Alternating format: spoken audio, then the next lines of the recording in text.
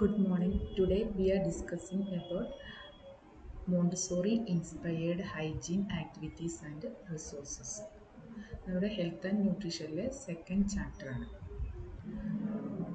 Montessori inspired hygiene activities focus on promoting independence, responsibility and self-care in children. Montessori inspired hygiene activities എന്ന് നമ്മൾ പറയുമ്പോൾ അതിൽ മെയിനായിട്ട് മോണ്ടിസോറിയിൽ നമ്മൾ ഫോക്കസ് ചെയ്യുന്നത് independence, responsibility and self care in children.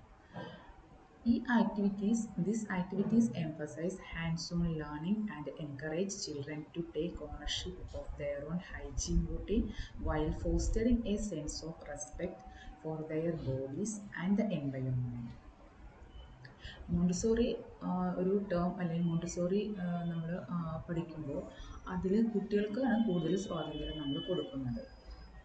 കാരണം കുട്ടികൾ ഓരോ കാര്യങ്ങൾ ഇൻഡിപെൻഡൻ്റ് ആയിട്ട് ചെയ്യാൻ, അതുപോലെ തന്നെ റെസ്പോൺസിബിലിറ്റീസ് ഏറ്റെടുത്ത് ചെയ്യുക, അതുപോലെ അവരവരുടെ കാര്യങ്ങൾ സ്വയം അവർ തന്നെ ചെയ്യുക. തെറ്റ് പറ്റിയിട്ടുണ്ടെങ്കിൽ അവർ തന്നെ അത് സോൾവ് ചെയ്ത് മുമ്പോട്ട് പോവുക. അപ്പോൾ ഇതിൽ കൂടുതൽ നമുക്ക് ഹാൻഡ്സ് ഓൺ ലേണിംഗ് ആണ് നമ്മൾ ബൂസ്റ്റപ്പ് ചെയ്യുന്നത്.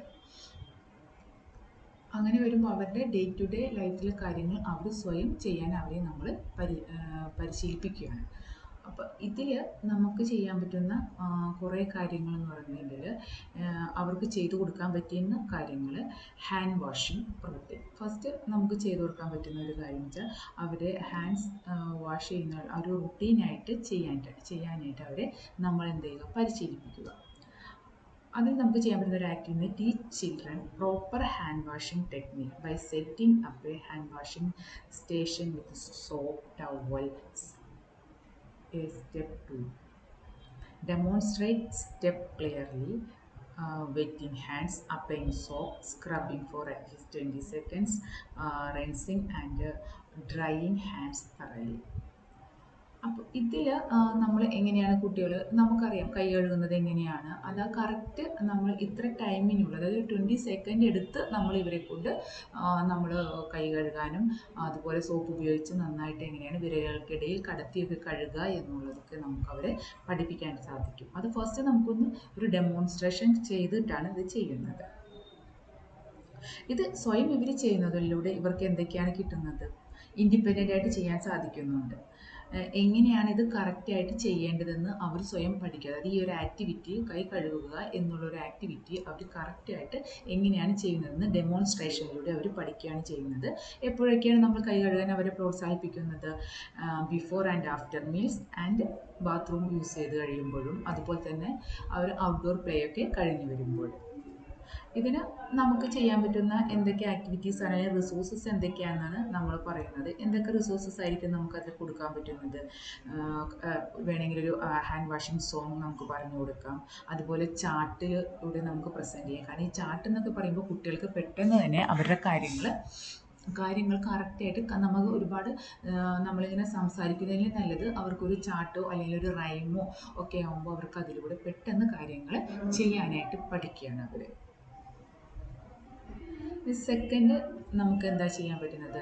അവർ ബ്രഷിങ് ടീത്ത്, നമുക്കറിയാം ബ്രഷ് വെച്ച് പല്ല് തേക്കുന്നത് എങ്ങനെയാണെന്ന് നമ്മൾ അവരെ പഠിപ്പിക്കുന്നതാണ്. അതും നമുക്ക് ചൈൽഡ് സൈസിലായിട്ടുള്ള ടൂത്ത് ബ്രഷ് എങ്ങനെയാണ് വെള്ളം എടുക്കുന്നത്, ഇങ്ങനെയുള്ള ആക്ടിവിറ്റീസിലൂടെ നമുക്കത് അവരെ പഠിപ്പിച്ചു കൊടുക്കാൻ പറ്റും.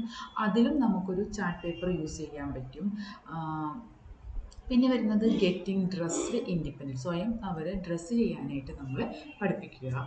അതിലും നമുക്ക് എങ്ങനെയാണ് നമ്മളത് ഡ്രസ്സ് എടുക്കുന്നതെന്നും അതൊക്കെ നമ്മൾ പ്രാക്ടിക്കൽ വർക്കിലും നമ്മൾ പഠിക്കുന്നുണ്ട്. പ്രാക്ടിക്കൽ ഏരിയയിൽ നമ്മൾ പഠിക്കുന്നുണ്ട്. ബട്ടണിങ്, ഹുക്കിങ്, ഇതൊക്കെ ഷൂ ലേസ് കിട്ടുന്നത്, ഇതൊക്കെ നമ്മൾ പഠിപ്പിക്കുന്നുണ്ട്. അപ്പോൾ ഈ ഒരു ആക്ടിവിറ്റീസിലൂടെ അവരെ ചെയ്യാനായിട്ട് നമ്മൾ അവരെ പരിശീലിപ്പിക്കുകയാണ് ചെയ്യുന്നത്. ഇതിന് നമുക്ക് ഡ്രസ്സിങ് ഫ്രെയിമാണ് നമ്മൾ യൂസ് ചെയ്യുന്നത്. പിന്നെ നമ്മൾ ടിഷ്യൂസോ ഹാൻഡ് കർച്ചീഫോ എങ്ങനെയാണ് യൂസ് ചെയ്യുന്നതെന്നുള്ളത്. അതിലും നമുക്ക് എന്തൊക്കെ കാര്യങ്ങളാണ് വേണ്ടത്, പ്രോപ്പറായിട്ട് എങ്ങനെയാണ് നമ്മൾ അത് എടുക്കുകയും അതുപോലെ പ്രോപ്പറായിട്ട് അത് നമ്മൾ യൂസേജ് കഴിയുമ്പോൾ എങ്ങനെയാണ് നമ്മളത് ഡെസ്ട്രോയ് ചെയ്യുന്നതെന്നുള്ളതും കുട്ടിയെ കാണിച്ചു കൊടുക്കുക. അതിന് നമ്മൾ കൊടുക്കുന്ന മോണ്ടിസോറി എലമെന്റ് എന്ന് പറയുന്നത് provide child sized tissues and bins for disposal.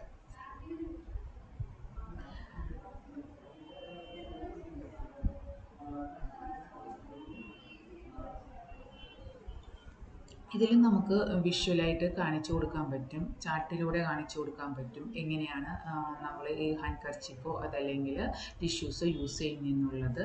പിന്നെ ക്ലീനിങ് അപ്പ് ആഫ്റ്റർ ദംസെൽസ് അതും നമ്മൾ കുട്ടികളെ പഠിപ്പിച്ചു കൊടുക്കുകയാണ്. എങ്ങനെയാണ് ഇതെല്ലാം നമ്മൾ ചെയ്തു കൊടുക്കുന്ന ആക്ടിവിറ്റീസ് ആണ്. അതുപോലെ നെയിൽ കെയർ ചെയ്യുന്നത്, ഹെയർ കെയർ എങ്ങനെയാണ് നമ്മൾ ചെയ്യുന്നത് എന്നുള്ളത്, food care and changing shoes, Montessori hygiene resources tools. അപ്പോൾ ഇതിലൊക്കെ നമുക്ക് ഇതൊക്കെ നമ്മൾ ചെയ്യുന്നത് അതനുസരിച്ചിട്ടുള്ള ആക്ടിവിറ്റീസിനനുസരിച്ചിട്ടുള്ള സാധനങ്ങൾ, മെറ്റീരിയൽസ് ചൈൽഡ് സൈസ്ഡ് ആയിട്ടുള്ളത് മോണ്ടിസോറി സ്കൂൾസിൽ ഉണ്ടായിരിക്കും. ഇത് വെച്ചിട്ട് കുട്ടികളെ നമ്മളെ ആക്ടിവിറ്റീസ് എങ്ങനെയാണ് കറക്റ്റായിട്ട് ചെയ്യുന്നത്, ഇത് പ്രോപ്പർലി എങ്ങനെ നമ്മൾ യൂസ് ചെയ്യാം, അല്ലെങ്കിൽ ഒരു ആക്ടിവിറ്റി എങ്ങനെ പ്രോപ്പറായിട്ട് ചെയ്യാൻ എന്നാണ് കുട്ടിയെ നമ്മൾ പഠിപ്പിച്ചു കൊടുക്കുന്നത്. അതിന് നമുക്ക് അവിടെ എന്തൊക്കെയാണോ മെറ്റീരിയൽസ് വേണ്ടത് അതെല്ലാം മോണ്ടിസോറി സ്കൂളിൽ ലഭ്യമായിരിക്കും.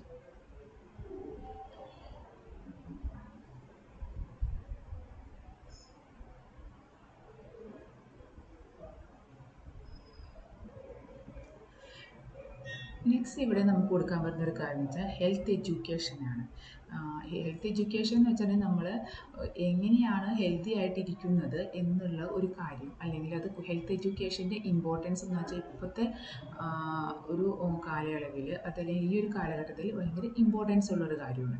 അപ്പോൾ അത് നമുക്ക് ചെറിയ ക്ലാസ്സിൽ തുടങ്ങി കുട്ടികൾക്ക് പറഞ്ഞു കൊടുത്താൽ അവർക്ക് അതിൻ്റെ ഒരു ബേസിക് ഐഡിയ കിട്ടും. ഇത് ഒരു കുട്ടിയെ നമ്മൾ ക്ലാസ്സിൽ പറഞ്ഞു 10 കുട്ടികൾക്ക് വെച്ചാണ് പറഞ്ഞിട്ടുണ്ടെങ്കിൽ 10 കുട്ടികൾ ഒരു 5 പേരെങ്കിലും വീട്ടിൽ ചെന്ന് അതിനെപ്പറ്റി പറഞ്ഞിട്ടുണ്ടെങ്കിൽ അതൊരു അവയർനെസ് ആണ്. അപ്പോൾ ഈ ഹെൽത്ത് എഡ്യൂക്കേഷൻ നമുക്ക് ശരിക്കും പറഞ്ഞാൽ ഒരു അവയർനെസ്സിലൂടെയാണ് മറ്റുള്ളവർക്ക് കൊടുക്കാനായിട്ട് കഴിയുന്നത്.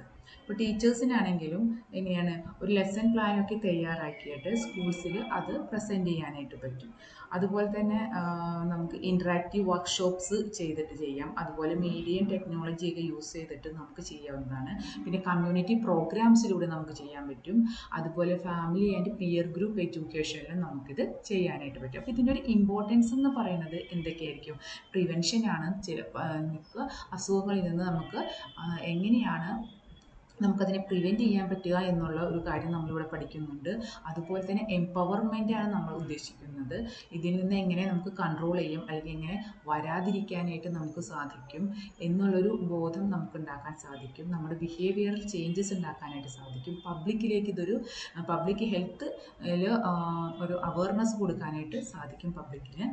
അതുപോലെ തന്നെ ഒരു ലൈഫ് ലോങ് ആയിട്ടുള്ള ലേണിംഗ് ആണ്. എഡ്യൂക്കേഷൻ എന്ന് പറയുന്നത് നമുക്ക് ഒരിക്കലും അങ്ങ് വിട്ടുപോകുന്ന ഒരു കാര്യമാണ്, നമ്മുടെ ലൈഫ് ലോങ് ഉണ്ടാകുന്നതാണ്. അപ്പോൾ ഇതിനെപ്പറ്റിയൊരു ഉൾക്കാഴ്ച കുട്ടികൾക്ക് ഉണ്ടാവുകയാണെങ്കിൽ ചെറിയ പ്രായത്തിലേ ഉണ്ടെങ്കിൽ അതവരുടെ ലൈഫ് ലോങ് അവർക്ക് കൊണ്ടുപോകാനായിട്ട് സാധിക്കുന്നതാണ്.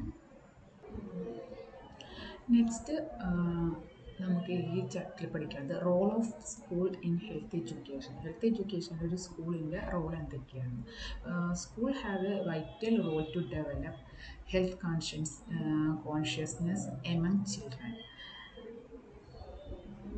The sense of hygiene or well-being should last in the whole life of the individual. School should insist a cleanliness and neatness along with the sense of hygiene.